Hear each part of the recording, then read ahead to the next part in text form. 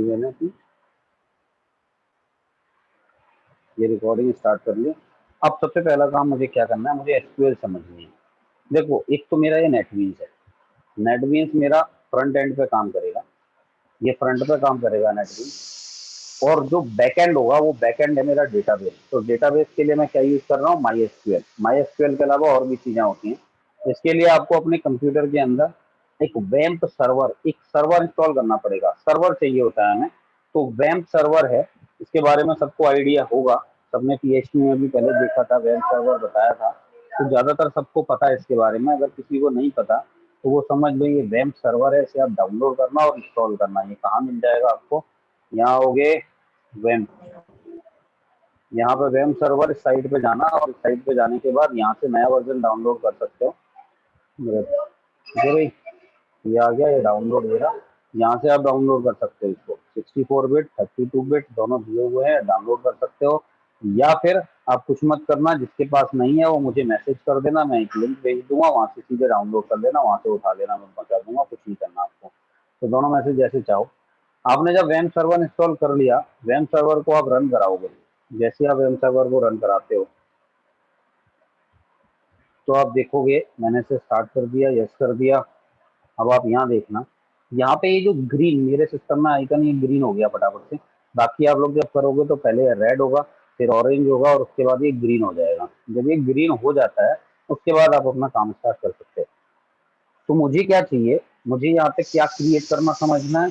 एक database create कैसे करते हैं, टेबल क्रिएट कैसे करते हैं, और उसमें रिकॉर्ड को इंसर्ट कैसे करवाएंगे। ठीक है, मैं ये जो टेबल क्रिएट करना और डेटाबेस क्रिएट करना आपको बता रहा हूँ, ये पीएचपी माई एडमिन से बता रहा हूँ, अभी कमांड्स की बात नहीं कर रहा। कमांड सिर्फ एक बताऊंगा, इंसर्ट की।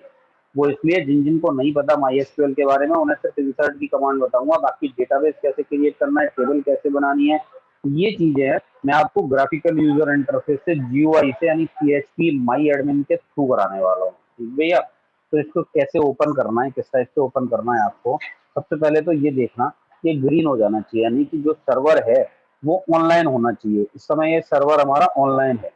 इस समय सर्वर जो देख रहे हो आप, ये ऑनलाइन हो चुका है। ग्रीन होने का मतलब है सर्वर ऑनलाइन हो चुका है, अब हम अपना काम कर सकते हैं। ये लोकल सर्वर है। अब दो सॉफ्टवेयर है आपके पास, एक तो नेटबीन्स है जो आईडी है जावा की, जिसे आप यूज कर रहे हो। दूसरा आपके पास सर्वर है, ये अपाचे सर्वर यूज कर रहे हैं हम। इसके अंदर वेल के अंदर कौन सा सर्वर मिल रहा है हमें, अपाचे सर्वर। ये अपाचे देखो, यहाँ आते हैं हम, कॉमकैट अपाचे सर्वर होता है, ये अपाचे है, ये सर्वर है।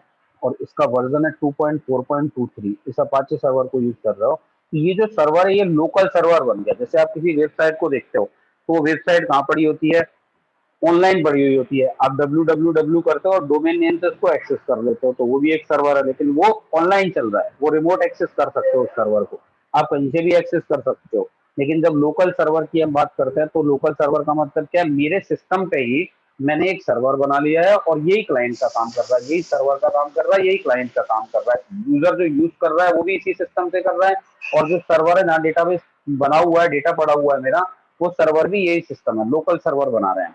तो ये वैम्प ने इस सिस्टम को लोकल सर्वर बना दिया, इसने सर्वर को इंस्टॉल कर दिया और ये ग्रीन भी हो गया। इतना काम हो गया हमारा। ठीक है, अब मैं आता हूँ यहाँ पे, सबसे पहले पीएचपी माई एडमिन को ओपन करना है। कैसे ओपन करोगे, आप अपने गूगल क्रोम पे आए, क्रोम पे, फायरफॉक्स पे, जिसपे भी आना है, यहाँ लिखोगे लोकल होस्ट। यहाँ क्या लिखना है, लोकल होस्ट, और लोकल होस्ट के बाद स्लैश लगा देना पीएचपी माई admin, local host slash PHP माई एडमिन। आप इससे स्टार्ट कर सकते हो, लोकल होस्ट स्लैश पीएचपी माई एडमिन। तो ये पीएचपी माई एडमिन ओपन हो जाएगा। या आप जब डोमेन नेम खरीदते हो, कोई सर्वर की जगह खरीदते हो, तो वहां पे भी आपको यही चीज मिलती है। देखो ये मैंने ऐसे ओपन किया। या दूसरा तरीका इसको ओपन करने का क्या है, आप यहाँ आओ, इस पे जाओ, उस पे जब आप जाओगे, क्लिक करोगे, तो यहाँ आपको मिलेगा, ये देखो ऊपर पीएचपी माई एडमिन, सेकंड नंबर पे मिल रहा है पीएचपी माई एडमिन।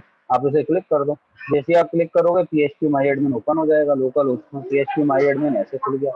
तो आप पीएचपी माई एडमिन को डायरेक्ट वहां क्लिक करके ओपन कर सकते हो, या फिर टाइप कर सकते हो लोकल होस्ट स्लैश पीएचपी माई एडमिन, ये ओपन हुआ। यहाँ मैं यूजर नेम पासवर्ड टाइप करूंगा, तो यूजर नेम बाय डिफॉल्ट होगा रूट। आप सबके सिस्टम में बाय डिफॉल्ट जो यूजर नेम होगा, डिफॉल्ट यूजर नेम, वो क्या होगा, रूट। और ये जो पासवर्ड है ये आपको ब्लैंक छोड़ के रखना है, और गो पे क्लिक करो। जैसे आप गो करते हो जिसके अंदर लेके जाएगा आपको। यहाँ आपके सारे डेटाबेस बने हुए हैं। अभी मैं लोकल सर्वर दिखा रहा अच्छा, हूँ आपको, ऑनलाइन सर्वर कैसे देखता है रैम वो भी स्टोरेज बताऊंगा कि ऑनलाइन सर्वर में कैसे मिलता है। हाँ, रैम्प की जगह तो जैम्प है। जैम पे बहुत सारे सॉफ्टवेयर हैं जिनको यूज कर सकते हो। जैम्प है, अगर यूज करना आता है तो मैं जैम्प को, तो जैम्प को यूज कर लो, कोई दिक्कत नहीं है। वो भी यही काम कर रहा है, काम जैम एक पे ही कर करता रहा हूँ है। फिर मैं तो। लोकल, हाँ जैम्प पे करते हो तो जैम्प पे कर लेना, जो जैम्प पे कर रहा है वो जैम्प पे यूज करो। तो ये जो है वैम्प, लैम्प, जैम्प, कई सारे हैं ये। जो कुछ विंडोज के लिए हैं, जो तुम जैम्प यूज कर रहे हो वो सभी वर्जन में चल जाता है। बाकी लाइनेक्स के लिए लैम्प बना हुआ है, विंडोज के लिए वैम्प बना हुआ है। ठीक है, तो अलग अलग चीजों के लिए। और मैक ओएस कोई अगर मैक पे काम कर रहा है तो उसके लिए मैम्प बना हुआ है। तो जो भी आप यूज करते हो उसको यूज कर सकते हो। यहाँ आ गए अब ये जो सब है, या मुझे एक डेटाबेस तैयार करना है। मैं डेटाबेस यहाँ न्यू पे क्लिक करके बना रहा हूँ। मैंने न्यू पे क्लिक किया, देखो न्यू पे क्लिक किया, और न्यू पे क्लिक करते ही पूछेगा क्रिएट डेटाबेस, कि भैया डेटाबेस एक बना लो। तो हम यहाँ डेटाबेस बनाते हैं। डेटाबेस मैंने बना दिया। मैं यहाँ बना देता हूँ, क्या बना दूँ डेटाबेस, बैच। ठीक है, और शाम को हमारा 6 to 7 है, 6 to 7, ये कर दिया नाम मैंने, यही दे दिया इसको। ठीक है, और उसके बाद इसको मैं क्रिएट पर क्लिक कर देता हूँ, तो मेरा एक डेटाबेस हो जाएगा तैयार। देखो डेटाबेस तैयार हो गया। ये लिस्ट आ रही है लेफ्ट साइड में, इसमें देखो ध्यान से मिल रहा है, देखो बैच 6 to 7, ये एक डेटाबेस बन गया। जितने भी हम डेटाबेस बनाते हैं वो सारे के सारे डेटाबेस यहाँ साइड में आ जाते हैं। चाहे आप कमांड के थ्रू बनाओ, चाहे आप GUI से बनाओ, यहाँ पर डेटाबेस आपको मिल रहा है बैच 6 to 7। यहाँ देखो ये क्या कह रहा है, no tables found in database. इस डेटाबेस के अंदर एक भी टेबल नहीं है। आप यहाँ पे अपनी टेबल बनाओ। तो टेबल मुझे क्या चाहिए, मैं टेबल जो बना रहा हूँ उस टेबल को मैं यूजर नाम की एक टेबल बना रहा हूँ। मैंने बोला जी यूजर नाम की एक टेबल बना दो, क्योंकि मैं साइन अप जो करूंगा, रजिस्ट्रेशन कराऊंगा, उसकी बात कर रहा हूँ। और मेरा जो फॉर्म था, इस फॉर्म में मैं जो एड्रेस है, इस एड्रेस को भी स्टोर नहीं करा रहा। मैं सिर्फ ID, password, name, mobile number, सिर्फ इतना डेटा स्टोर करा रहा हूँ। मैं टेक्स्ट एरिया को यूज नहीं कर रहा, सिंपल टेक्स्ट फील्ड को यूज करवा रहा हूँ। तो ये 4 फील्ड है मेरे पास, आईडी यूजर की, पासवर्ड, नेम और मोबाइल, ये 4 फील्ड हम लेके चल रहे हैं। तो यहाँ आते हैं हम, इन चारों फील्डों को मुझे स्टोर करना है इसके अंदर। तो कहाँ गया, यहाँ आते हैं। 4 फील्ड, नंबर ऑफ कॉलम 4, 4 की जगह 5 लोगे, +1 लोगे। जितने डेटा आपको स्टोर करने हैं उससे एक ज्यादा लोगे। एक किस लिए होगा ये एक होगा सीरियल नंबर के लिए। ध्यान रखना, एक सीरियल नंबर के लिए एक्स्ट्रा लेके चल लेना आप लोग। गो पे क्लिक करते हैं। हमने यहाँ बताया टेबल का नाम मुझे यूजर रखना है और नंबर ऑफ कॉलम मुझे 5 रखने हैं। गो पे मैंने क्लिक कर दिया। ठीक है, यहाँ आ गए। अब यहाँ पे जो आपकी टेबल बनी हुई है, ये यूजर नाम की टेबल थी। अब फील्ड के नाम बताने हैं आपको, ध्यान से सुनना। यहाँ पे आपको फील्ड के नाम बताने हैं। तो फील्ड का नाम मेरा पहला क्या है, मैं कह रहा हूँ पहला फील्ड है मेरा SNO, serial number. Serial number के लिए SNO। आप इसमें स्पेस यूज नहीं करते, फील्ड के नाम में स्पेस यूज नहीं होगा, और डॉट या कोई स्पेशल सिंबल यूज नहीं कर सकते। स्मॉल कैपिटल जैसे लिखना चाहो लिख सकते हो। मैं सारे स्मॉल बना रहा हूँ जिससे कंफ्यूजन ना रहे, क्या मैंने कैपिटल लेटर में लिखा, क्या स्मॉल लेटर में लिखा। तो सिंपली सीरियल नंबर ही दे दिया मैंने। इंटीजर टाइप लिया, इसकी लेंथ क्या रखनी है, कितने रिकॉर्ड स्टोर कराने हैं, उसके अकॉर्डिंग मैंने 3 डिजिट ले ली। 3 डिजिट ले ली तो सीरियल नंबर 1 से स्टार्ट होकर 999 999 तक चला जाएगा। बहुत है इतना अभी के लिए। बाकी आप रिकॉर्ड और ज्यादा स्टोर कराते हो तो उसकी और ज्यादा बड़ी वैल्यू दे दो भैया, जितना रिकॉर्ड आपको स्टोर कराने हैं। इसके साथ साथ सबसे पहले मेन चीज है, यहाँ पे फील्ड का नाम बता दिया, टाइप बता दिया, यहाँ हमने लेंथ बता दी। लेंथ में आने के बाद ये जो डिफॉल्ट है, डिफॉल्ट मुझे कुछ नहीं करना, इसे भी कुछ चेंज नहीं करना मुझे। यहाँ आगे बढ़ता हूँ मैं, तो आगे मुझे एक फील्ड मिलेगा ऑटो इंक्रीमेंट। A_I का मतलब होता है ऑटो इंक्रीमेंट। सीरियल नंबर में टाइप नहीं करूंगा। मेरा यूजर जब पहला आएगा तो सीरियल नंबर 1 आ जाए, दूसरा आएगा तो 2 आ जाए, 3 आ जाए, 4 आ जाए। मैं ये कह रहा हूँ कि भैया ऑटोमेटिकली इंक्रीमेंट कर दो, ऑटो इंक्रीमेंट, इस पर टिक लगा दो। जब आप इस पर टिक लगाओगे तो ये कहता है एड इंडेक्स में प्राइमरी।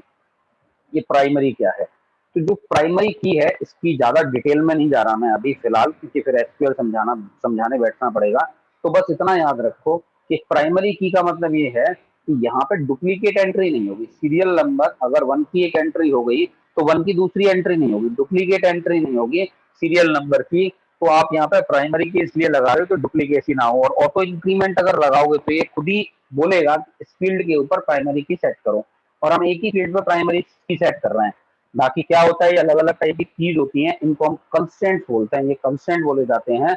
और ये एक टाइप के कंडीशन लगाने की बात करते हैं, प्राइमरी की है, फॉरेन की है, कैंडिडेट की है, कंपोजिट की है, कई सारी अलग अलग टाइप की है। और इसके साथ साथ डिफॉल्ट एक कंस्टेंट है, चेक कंस्टेंट है। तो ये अलग अलग टाइप के कंस्टेंट्स होते हैं। तो फिलहाल मैं सिर्फ इतनी बात कर रहा हूँ कि मैंने प्राइमरी की सेट कर दी और वो पे क्लिक कर दिया। जैसे मैं वो करूंगा इसको, तो एक फील्ड तो मेरा ये तैयार हो गया, सिर्फ एक फील्ड पे ऑटो इंक्रीमेंट लगा दिया। अब यहाँ आते हैं, अब मैंने सबसे पहले फील्ड क्या लिया है, यूजर आईडी। एक यूजर आईडी फील्ड लिया। यूजर आईडी कैसी होगी, नंबर में तो नहीं हो सकती, ये तो अल्फाबेट भी हो सकते हैं, नंबर भी हो सकते हैं, दोनों की मिक्सिंग से चल रहा होगा। तो हम यहाँ आते हैं, यहाँ हम टाइप सेलेक्ट कर लेते हैं वेर कैर। ये टाइप कर देते हैं वेर कैर। इसके अंदर अल्फाबेट्स भी आ सकते हैं, डिजिट्स भी आ सकती हैं, सिंबल भी आ सकते हैं। आप जैसी यूजर आईडी बनाना चाहो आप बना सकते हो। और यूजर आईडी की मैक्सिमम लेंथ आपको कितनी रखनी है वो आप यहाँ पे बता दो। मैं कह रहा हूँ भैया 15 कैरेक्टर तक मैक्सिमम लेंथ है। सिर्फ 15 कैरेक्टर, मतलब डिजिट सिंबल जो भी है काउंट करोगे तो 15 से ज्यादा लेंथ नहीं होनी चाहिए। इसी तरीके से पासवर्ड लिया मैंने। ये पासवर्ड मेरा किस टाइप का रहेगा, वेरकेर टाइप का। और यहाँ पे भी मैं लेके चल रहा हूँ, तो ये भी मैंने 15 ले लिया। 15 बहुत है, आप लोग अपने हिसाब से ज्यादा कम कर सकते हो। आपने देखा होगा कि जब हम कोई वेबसाइट या ऐप की बात करते हैं तो वहाँ पे लिखा रहता है पासवर्ड मैक्सिमम 32 कैरेक्टर का हो सकता है, मिनिमम 8 कैरेक्टर का हो सकता है। तो वो कंडीशंस लगाई जाती हैं। लेकिन यहाँ पे अगर मैक्सिमम 32 है तो 32 लिखा जाएगा, तो 32 कैरेक्टर तक का मैक्सिमम आ सकता है, उससे कम कितना भी रख लो आप। तो ये मैंने 15 ही ले लिया फिलहाल। Password, user ID, password. एक यूजर का नाम चाहिए मेरे को, तो यहाँ मैंने यूजर नेम ले लिया, उसका पूरा नाम। ये भी वेर कैट टाइप का रहेगा। और ये मैंने 20 करेक्टर का ले लिया नाम। और इसके बाद एक मोबाइल, ठीक है जी। तो मोबाइल में इंटीजर नहीं ले रहा, ये भी मैं वेर कैर ही ले रहा सर हूँ। ये पासवर्ड वेर कैर ले लिया और 10 पासवर्ड डिजिट टाइप होता है ना एक सर, है। पासवर्ड टाइप होता है ना एक पासवर्ड, नहीं, पासवर्ड टाइप कहाँ है भाई, ये होता है सर ओके सर। वेर कैर ले लेते हैं बस, उसी को स्टोर कराते हैं। बाकी उसकी सर वो उसको इनक्रिप्ट फॉर्म इंस्क्रिप्टेड में हो स्टोर जाता है करा ना। देते हैं अभी हम। हाँ, इनक्रिप्ट नहीं कर रहे हैं अभी हम, अभी इनक्रिप्शन नहीं लगा रहे, इनक्रिप्शन कोड से लगाया जाता है। तो कोड है अलग अलग टाइप के, तो इनक्रिप्शन नहीं लगा रहे हम यहाँ पर। पासवर्ड को सिंपल जैसे यूजर ने टाइप किया वैसा का वैसा स्टोर करा रहे हैं अभी डेटाबेस में। लेकिन ज्यादा अच्छा तरीका यही होता है कि इनक्रिप्ट फॉर्म में होना चाहिए, जिससे कि अगर कोई डेटाबेस को हमारे को देख भी ले, चुरा भी ले, तो उसको वो पासवर्ड पता न लगे। सारे यूजर नेम पासवर्ड अगर उसको मिल गए तब तो वो कुछ भी कर देगा। तो डेटाबेस में ध्यान रखना होता है, इनक्रिप्टेड फॉर्म में होना चाहिए। तो अभी इनक्रिप्ट नहीं कर रहे, अभी हम सीधे लेके चल रहे हैं।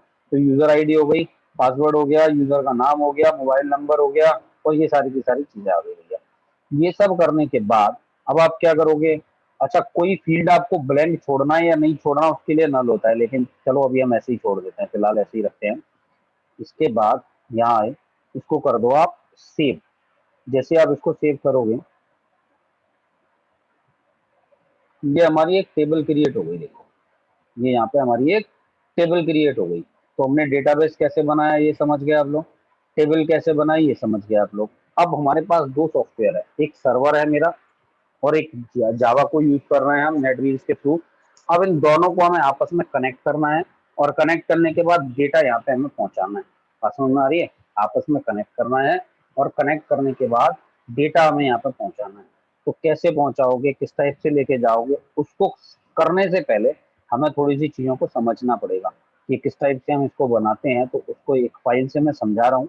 वो फाइल कल जब आप लोग ऑनलाइन होंगे तो सबकी पड़ी हुई होनी चाहिए, और सबको PHP माई एडमिन यूज करके डेटाबेस बनाना और उसके अंदर टेबल क्रिएट करना आना चाहिए। इतना काम करना आना चाहिए। नहीं आता है, सारे काम छोड़ छाड़ के इसमें लग जाना और इसको तैयार कर लेना, तब तो सीख पाओगे। और अगर नहीं किया तो कल परसों एक दो दिन बाद फिर तुम इसको ऐसे ही छोड़ दोगे और उसके बाद कोई प्रोजेक्ट पे काम नहीं कर पाओगे। अगर इसको नहीं किया तो फिर कुछ नहीं हो पाएगा। तो जैसे हमारा अमन है, क्लास ले रहा होता है लेकिन अभी उसको नेटबीन्स ही नहीं पता, नेटबीन्स ही नहीं चल रहा उसका, पता आपको नहीं दे यार जाऊंगा ना भगवान। इस क्लास के बाद, दे जाऊं अरे क्लास के बाद नेटबीन्स आपको घर डाउनलोड पे। करके इंस्टॉल कर लेता, नेटबीन्स इंस्टॉल हो डाउनलोड ही करके रहा है ना, इंस्टॉल कर आप ले, कर दो। मुझे क्यों काम, मुझे इसमें क्यों तो मैं काम दे आपको रहा है, 7 मैं बजे तेरे दे को लिंक जाऊंगा, भेज 9-10 दूंगा बजे उसको ले डाउनलोड जाऊंगा। कर। तो लिंक से भी अरे तो नहीं हो रहा लाला, है, मेरे पास डाउनलोड तो और हो भी गया, काम है इंस्टॉल नहीं हो भाई, रहा है। कल इंस्टॉल परसों हो देख जाएगा, लेना। अभी मत दियो, अभी मत देख के जाइए। अरे अभी नहीं कर पाऊंगा मैं, मेरे ठीक पास है काम है यार, रात ठीक को है। वैसे ही बैठना है मुझे। ठीक है, 8 मत दे जाइयो, अगर करना है तुझे वहाँ सेंटर पे आ जाइयो, मैं 2 बजे तक 2:30 बजे तक वहाँ होता हूँ सुबह से, तो वहाँ पे आ जाइयो, वहीं पे करके दे दूंगा साथ के साथ। देखो यहाँ आते हैं हम लोग, तो जो जो नहीं करते हैं उनसे बस यही बोल रहा हूँ कि कर लेना, सीखना है तो, बाकी इससे ज़्यादा तो कुछ कह नहीं सकता। तो इसके बाद क्या आए हम, अब मैं जो फाइल की बात कर रहा हूँ वो ये फाइल है, ये फाइल आप लोगों को भेजूंगा JDBC की, इसको आप लोग आराम से पढ़ लेना। तो कनेक्टिविटी कैसे की जाती है इसको समझना है हमें। हमें करना क्या है, हमें सबसे पहला काम क्या करना है, हम अगर JDBC को यूज करना चाहें, डेटाबेस कनेक्टिविटी को यूज करना चाहें, उसको बिल्कुल सीधे साधे प्रोसीजर को बिल्कुल सीधे तरीके से यहाँ पे लिखा हुआ है, वो समझना है आपको। सबसे पहले आप क्या करोगे, पहला पॉइंट क्या है, establish the connection with the database. तो आपको क्या करना है, अपना जो कोड है जावा का उसके साथ डेटाबेस को कनेक्ट करना है, सबसे पहला काम आपको ये करना है। दूसरा काम आपको क्या करना है, एक सेंड करना है SQL statement to database server. आप अपने जावा के कोड से एक स्टेटमेंट सेंड करोगे जो सर्वर के पास जाएगा, जो कि आपकी कमांड होगी जिसको हम बोलते हैं क्वेरी।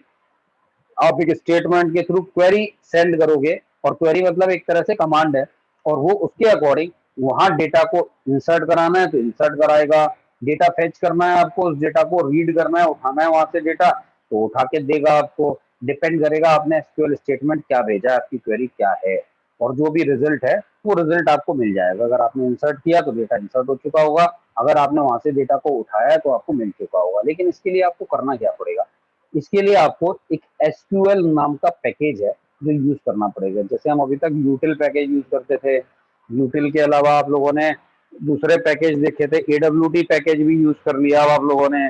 तो इन पैकेजेस को जिस टाइप से यूज करते हैं ऐसे ही हमें एक पैकेज मिल रहा है यहाँ पे, क्या, एसक्यूएल पैकेज। और जो एसक्यूएल पैकेज है उसके अंदर हमें मिलती है 4 क्लासेस और भी हैं, लेकिन मेन ये हमारे लिए 4 क्लासेस हैं। सबसे पहली क्लास क्या है, ड्राइवर मैनेजर क्लास। ये ड्राइवर मैनेजर क्लास है, ये क्या करती है, this class loads the JDBC driver. ये JDBC के ड्राइवर को लोड करने का काम करती है। Needed to access a particular data source, locate and log on the database and return a connection object. Main बात ये है कि ये कनेक्शन ऑब्जेक्ट रिटर्न कराता है। ये क्या रिटर्न कराता है, कनेक्शन ऑब्जेक्ट। और जो कनेक्शन ऑब्जेक्ट है ये आपको कनेक्शन बनाने के काम कर देता है। तो जब आप एक कनेक्शन ऑब्जेक्ट को रिटर्न करा लेते हो, ड्राइवर मैनेजर क्लास ने क्या किया, JDBC के जो ड्राइवर थे उन ड्राइवर को लोड कर दिया, और लोड करने के बाद एक कनेक्शन ऑब्जेक्ट को रिटर्न करा के दे दिया।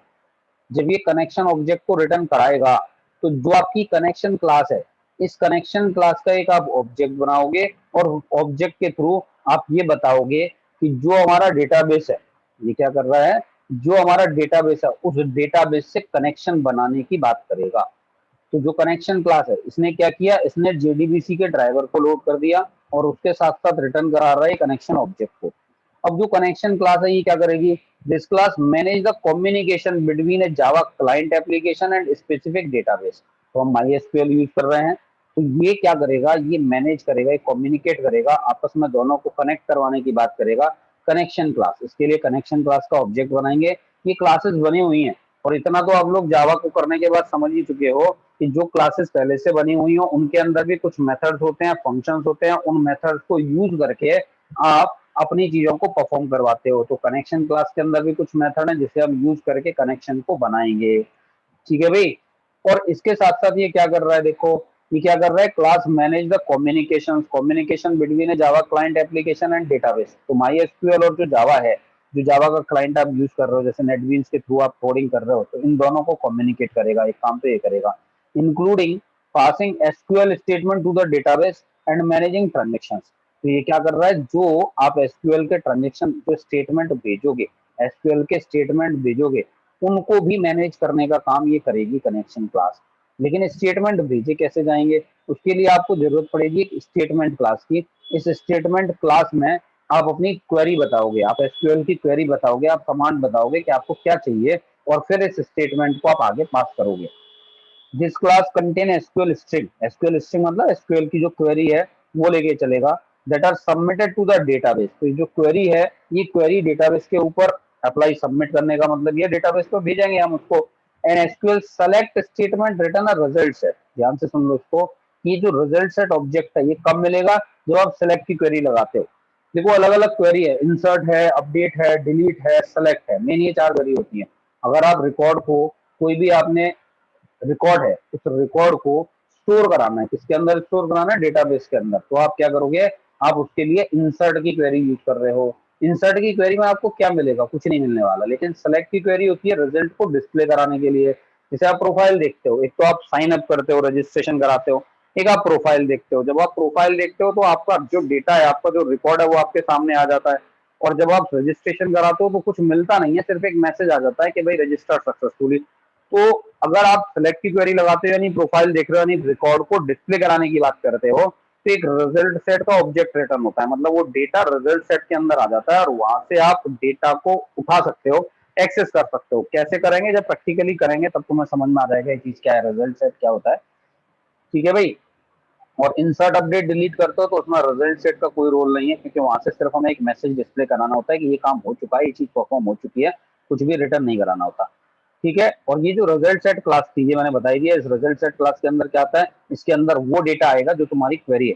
जैसे तुमने क्या किया, एक मान लो हमारे पास टेबल है, उस टेबल के अंदर एम्प्लॉइज का डेटा पड़ा हुआ है, स्टूडेंट का डेटा पड़ा हुआ है, सारे स्टूडेंट, एक स्कूल के सारे स्टूडेंट, और मुझे उसमें से सिर्फ जो 8th क्लास के बच्चे हैं उनकी लिस्ट चाहिए। तो मैं जब सेलेक्ट की क्वेरी लगाऊंगा तो 8th क्लास के अगर 50 बच्चे हैं तो उनकी जो लिस्ट आ रही होगी वो मेरे पास रिजल्ट सेट ऑब्जेक्ट में आ रही होगी। अब मैं एक एक करके फील्ड के नाम से और रिकॉर्ड नंबर से उसको एक्सेस कर सकता हूँ कि किस टाइप से मैं उसको उसको उठाऊंगा एक एक करके रिकॉर्ड को, और तुम्हें डिस्प्ले कराना है, तुम्हें उसमें से जो भी मतलब जो कुछ भी करना है उसके ऊपर परफॉर्म वो करा सकते हो। तो रिजल्ट सेट एक ये क्या है, रिजल्ट सेट इस डेटा, ये जो रिकॉर्ड आपके पास रिटर्न होके आते हैं उनकी बात करता है। तो ये 4 क्लास है, हमें ड्राइवर मैनेजर क्लास यूज करनी पड़ेगी, connection class, statement class. Result set class का यूज हम तब करेंगे, रिजल्ट सेट क्लास का यूज हम तब करेंगे जब हम सेलेक्ट की क्वेरी लगाएंगे। अगर सेलेक्ट की क्वेरी नहीं लगा रहे हो तो रिजल्ट सेट की आपको जरूरत नहीं पड़ने वाली। ठीक है। अब देखो, इसको पूरा बड़े आराम से पढ़ना। ठीक।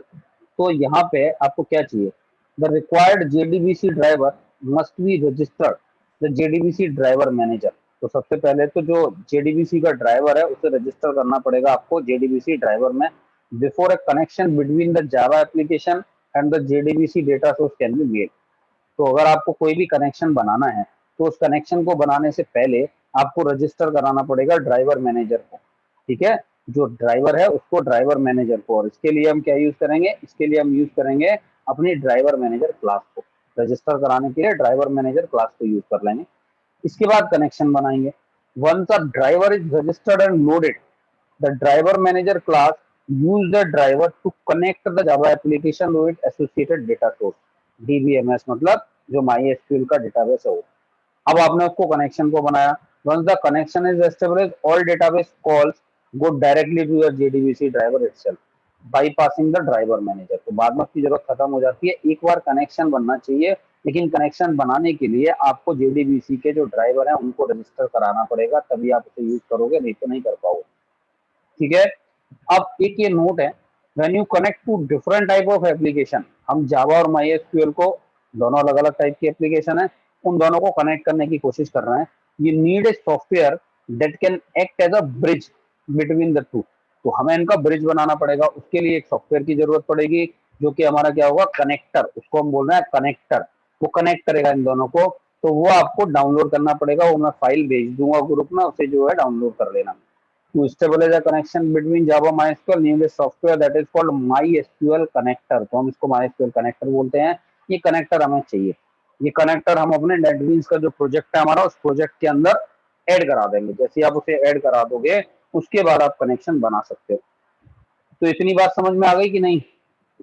अभी हमने थ्योरिकल समझा है सिर्फ, प्रैक्टिकली अभी करेंगे। तो प्रैक्टिकल, ठीक है, हमें सीधा सा है, 4 क्लास की जरूरत है, ड्राइवर मैनेजर क्लास की, कनेक्शन क्लास की, स्टेटमेंट क्लास की और रिजल्ट सेट क्लास की। ड्राइवर मैनेजर रजिस्टर करने के लिए जरूरी है, सबसे पहला काम यही होगा। फिर कनेक्शन बनाना पड़ेगा, उसके बाद आप अपना स्टेटमेंट लो, क्वेरी भेजो, और रिजल्ट सेट की जरूरत तब पड़ेगी जब आप सिलेक्ट की क्वेरी लगाओगे यानी रिकॉर्ड को डिस्प्ले कराओगे। अदरवाइज रिजल्ट सेट की हमें जरूरत नहीं पड़ने वाली है। तो ये फाइल एक बार बड़े आराम से पढ़ लेना। इसके बाद ये पूरा का पूरा प्रोसीजर है, इसे अगर स्टेप बाय स्टेप फॉलो करते जाओगे तो आपको कहीं कोई दिक्कत नहीं आने वाली है। और एक बार कनेक्शन बना लिया और सीख गए एक बार आप लोग, फिर अगली बार आपको कुछ नहीं करना होता। उसी कोड को अगर कॉपी पेस्ट करके भी करोगे तो जिंदगी भर कॉपी पेस्ट करके अपना काम कर सकते हो, क्योंकि ये कोड बदलने वाला नहीं है। कनेक्शन बनाने का कोड बदलेगा नहीं, कनेक्शन बनाने का कोड हमेशा वैसे का वैसा ही रहने वाला है। सिर्फ आपको क्वेरीज देखनी होती है, कब मुझे कौन से एसक्यूएल की क्वेरी की जरूरत पड़ेगी वो देखना होता है। ठीक है, तो ये स्टेप समझते हैं। इसके स्टेप पहले यहाँ से समझ लेते हैं और उसके बाद उन स्टेप को हम क्या करेंगे, अप्लाई करके देखेंगे और रजिस्ट्रेशन करने की कोशिश करेंगे। तो पहला स्टेप क्या है, importing the packages required for database programming. आप कोई भी अगर प्रोग्राम बनाते हो तो सबसे पहला काम आपके क्या है, आपके प्रोग्राम के लिए जिन पैकेजेस की जरूरत है उनको इंपोर्ट करना। तो आप सबसे पहले इसको इंपोर्ट करोगे पैकेजेस को। एक बार आपने पैकेज इंपोर्ट करा लिए, इसके बाद हमें क्या करना है, रजिस्टर करना पड़ेगा जेडीबीसी ड्राइवर को। इसके बाद कनेक्शन ओपन करना पड़ेगा, क्वेरी स्टेटमेंट के थ्रू क्वेरी को एग्जीक्यूट करवाओगे, और अगर आपने सेलेक्ट की क्वेरी लगाई है तो डेटा को एक्सट्रैक्ट करोगे रिजल्ट सेट से, और सेलेक्ट की क्वेरी नहीं लगाई है तो एक्सट्रैक्ट करने की जरूरत ही नहीं है, बस आपका मैसेज मिल जाएगा। और क्लीन अप द एनवायरनमेंट मतलब आप अपने कनेक्शन को क्लोज कर दोगे, कनेक्शन को बंद कर दोगे, आपको अब कनेक्शन की जरूरत नहीं है। तो ये 6 अलग अलग स्टेप है आपके, जिनको आप फॉलो करते हो। तरीका क्या होता है, इंपोर्ट कराने का तरीका आपको पता है, आप बस इंपोर्ट लिखोगे और उसके बाद जो भी आपको पैकेज इंपोर्ट कराना है। तो अभी मैं बात कर रहा था एसक्यूएल की, हम एसक्यूएल पैकेज को लेके चल रहे हैं। इंपोर्ट java.sql.strict, या तो आप ये लगा दो, या फिर 4 क्लास हैं, चारों को इस टाइप से लिखोगे, import java.sql.connection driver manager statement result set. आप या तो चारों को यूज करो, या फिर आप सीधे स्ट्रिक लगा दो। स्ट्रिक लगा दोगे तो ये चारों क्लास खुद ब खुद इंपोर्ट हो गई। ठीक भैया, इसके बाद हम यहाँ आते हैं, दूसरा पार्ट क्या है, जो हमारा MySQL कनेक्टर था, वो कनेक्टर हमें यहाँ पे प्रोजेक्ट में ऐड करना पड़ेगा। तो ऐड करने के लिए आप क्या करोगे, आपके पास जो प्रोजेक्ट है उस प्रोजेक्ट में एक लाइब्रेरी नाम का फोल्डर होता है नेटबीन्स में, मैं दिखा देता हूँ। तो मैं नेटबीन्स के अंदर, इस नेटबीन्स में यहाँ पे देखो लाइब्रेरी नाम का ये फोल्डर है। इस फोल्डर में हमें कॉपी करना पड़ेगा उस MySQL कनेक्टर को, वो हम करेंगे। तो उसके लिए हमें क्या करना पड़ता है, मैं ऐसे ही बता देता हूँ। देखो लाइब्रेरीज पर राइट क्लिक करो, राइट क्लिक करके ऐड JAR फोल्डर, इसे क्लिक करोगे। इसे क्लिक करने के बाद ये फोल्डर ओपन होगा। ये कनेक्टर मैं इसे करता रहता हूँ, इसलिए डायरेक्ट इसने उस कनेक्टर पे ही पहुंचा दिया है मुझे। तो आप यहाँ से कनेक्टर को कॉपी कर लो। ये मैंने कनेक्टर ले लिया, MySQL कनेक्टर जावा 5.1.47 बेन, और इसको ओपन कर दिया। जैसे ही मैं इसको ओपन करूंगा, ये देखो कनेक्टर मेरा यहाँ पे कॉपी हो गया, यहाँ आ गया कनेक्टर। तो एक स्टेप हमने कंप्लीट कर लिया, ये कनेक्टर आ गया हमारा। तो कनेक्टर इस टाइप से आप ऐड करते हो। देखो यहाँ पे फिर से एक बार प्रोजेक्ट फिर से सर लाइब्रेरी, सर फिर से ये रहा देख, प्रोजेक्ट पर लाइब्रेरीज का राइट क्लिक करो, यहाँ पे ऐड JAR फोल्डर मिलेगा, और आप MySQL कनेक्टर की लोकेशन बता दो। यहाँ आते हो लाइब्रेरीज पे, राइट क्लिक करो, राइट क्लिक करके ऐड JAR फोल्डर पे जाओ। इस पे जाने के बाद आप बस अपना कनेक्टर बता दो, आपकी C drive, D drive, desktop कहाँ पे रखा हुआ है, और उसको सेलेक्ट कर